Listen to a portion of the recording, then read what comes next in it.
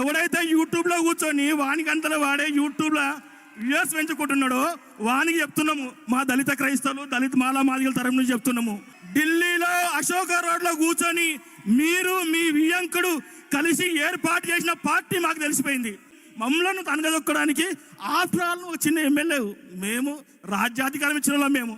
అరే మీరెవడు మేము రాబోయ్ ఉన్న పార్టీకి ద్రోహం చేస్తూ మీ వియ్యంకుని మాట పట్టుకొని అశోక రోడ్లో ఉన్న నీ ఇంట్లో జెండా అజెండా అంతా ఏర్పాటు చేసినావు. ఆ సంగతి మాకు తెలుసు రాబోయ్. ప్రతి ఒక్కడు నీ ఇంట్లో నీ కారులో నీ పక్కన నీ వాషన్ పక్కన కూడా మా ఊడే ఉంటాడు. నీ చరిత్ర మొత్తం తెలుసు.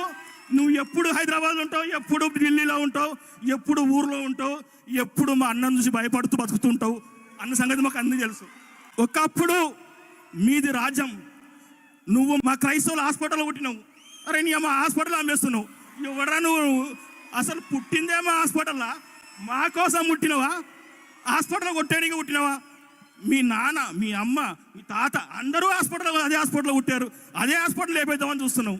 నువ్వు హాస్పిటల్ లేపేనికి ట్రై చేయి, మేమందరం నిన్ను లేపడానికి ట్రై చేస్తాం అక్కడ నుంచి, సీట్ల నుంచి.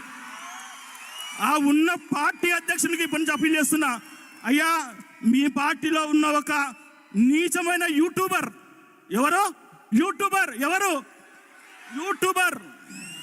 నాయకుడు కాదు, ఒక యూట్యూబర్ మీ పార్టీలో ఉండి మీ పార్టీని వచ్చే ఎలక్షన్లో క్లోజ్ చేయడానికి ఒక పార్టీ జెండా ఎజెండా అశోక రోడ్లో వాళ్ళ వియ్యంకుతో కూర్చొని తయారు చేస్తున్నాడు. తస్మత్ జాగ్రత్త. మీ పార్టీకే నష్టం, మాకే నష్టం కాదు.